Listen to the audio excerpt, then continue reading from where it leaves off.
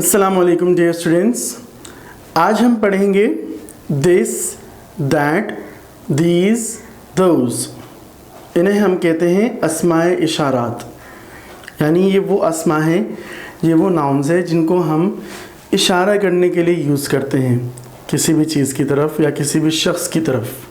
ठीक है, तो आइए स्टार्ट करते हैं अस्माए इशारात। ठीक है, इंग्लिश लैंग्वेज में यहाँ आप देख सकते हैं अस्माए इशारात, दिस, दैट, दीज, दोज। ठीक है स्टूडेंट्स, एक बहुत इम्पॉर्टेंट बात कि हम प्रोनाउंस करते हैं दिस या दैट। ठीक है, लेकिन जो साउंड है वो बिल्कुल दाल की तरह नहीं है, दिस नहीं है बल्कि दिस। ज़बान को थोड़ा सा दांतों के दरमियान में लाना है, जैसे हम ज़ाल को अदा करते हैं ना, तो उससे मिलती जुलती आवाज़ निकलेगी, बिल्कुल ज़ाल की तरह नहीं लेकिन उससे मिलती जुलती आवाज़। दिस, दिस और these, that, those। ठीक है, इस तरीके से हमने प्रोनाउंस करना है। अब यहाँ देखिए, एक होता है इसमें इशारा करीब का। ठीक है, कि हम करीब किसी चीज़ की तरफ या किसी शख्स की तरफ इशारा कर रहे हैं जो हमारे करीब है, जिसको हम टच कर सकते हैं। तो जिसको हम टच कर सकते हैं उसके लिए हम दिस यूज़ करते हैं, सिंगुलर के लिए, वाहिद के लिए। अगर वो चीज़ या वो शख्स एक है तो वो दिस, उसके लिए हम इसमें इशारा यूज़ करेंगे। इसमें इशारा करीब का है। और इसमें इशारा बईद का यानी दूर का जो है, अगर एक चीज़ है या एक शख्स यानी सिंगुलर है तो उसके लिए हम दैट यूज़ करते हैं। तो दिस ये सिंगुलर के लिए यूज़ करेंगे और करीब के लिए यूज़ करेंगे, और दैट ये हम प्लूरल के लिए यूज़ करेंगे और सिंगुलर के लिए यूज़ करेंगे और दूर के लिए यूज़ करेंगे। ठीक है, देखिए examples. This is a computer. This मैं यहाँ से समझा देता हूँ ताकि आपको समझ में आए सही से। दिस इज़ अ कंप्यूटर, ये एक कंप्यूटर है।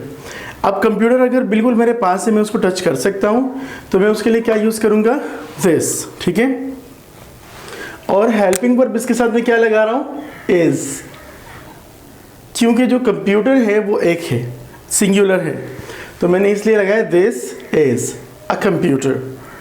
समझ में आया। उसके बाद है, अगर वो कंप्यूटर मुझसे दूर रखा हुआ है, यानी उसको मैं टच नहीं कर सकता और उसकी तरफ मैं इशारा करके बात कर रहा हूँ, तो मैं क्या कहूँगा, दैट इज़ अ कंप्यूटर, या दैट इज़, यहाँ पर मैंने बिग ट्री की मिसाल दी है, कंप्यूटर की मिसाल नहीं दी। That is a big tree. अब कोई दरख्त है, बड़ा दरख्त है और वो मेरे करीब नहीं है, मुझसे दूर है, तो मैं क्या कहूँगा, that is a big tree, यानी मैं उसको टच नहीं कर सकता इतने फासले पर।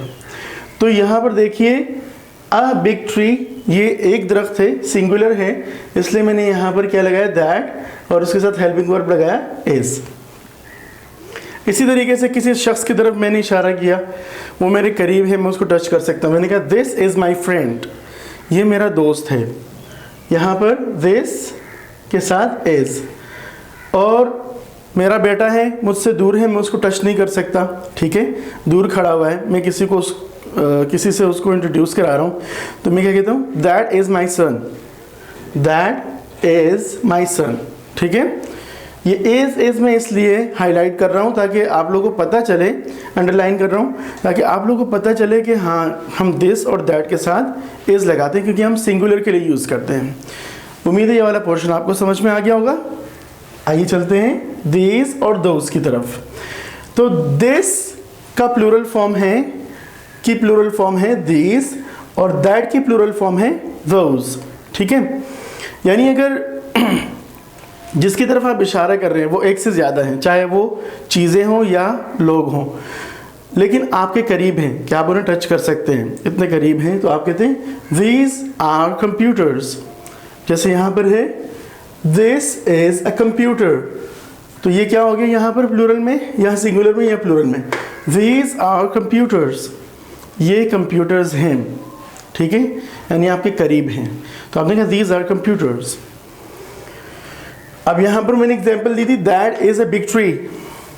यहाँ पर क्या हो जाएगा, आपसे दूर हैं, दरख्त हैं लेकिन आपसे दूर हैं, आप उन्हें टच नहीं कर सकते, तो आपने कहा दोज आर बिग ट्रीज, एक से ज़्यादा दरख्त हैं, ठीक है। यहाँ पर एक दरख्त है, that is a big tree. यहाँ क्या हो गया प्लूरल में, जमा में, दोज आर बिग ट्रीज। तो दिस का प्लूरल है these और that का प्लूरल है those, ठीक है। इसीलिए यहाँ पर हमने हेल्पिंग वर्ब क्या लगाया, आर।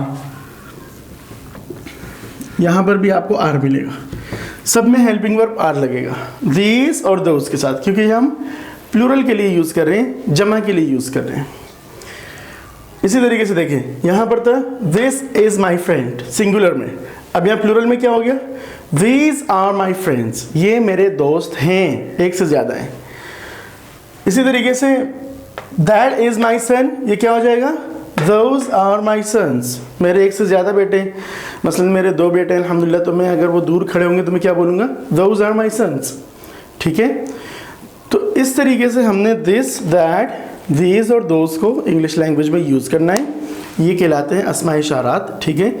इससे हम किसी की तरफ इंडिकेट करते हैं, इशारा करते हैं, ठीक है। मिलते हैं इंशाल्लाह नेक्स्ट वीडियो के अंदर, तब तक के लिए बहुत सारी प्रैक्टिस कीजिए, अपना ख्याल रखिए, अल्लाह हाफ़िज़।